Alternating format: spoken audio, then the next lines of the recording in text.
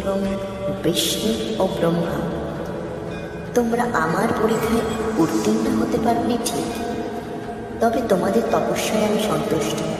তাই আমি আমার অংশ তোমাদেরকে শক্তিরূপে প্রদান করব।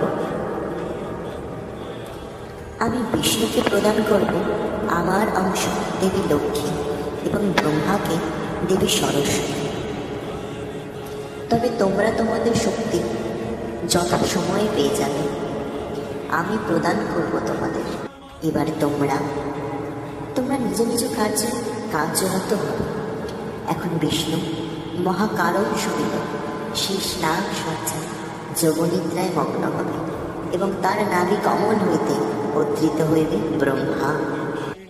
এরপর প্রারম্ভ হবে আমার পরের লীলা।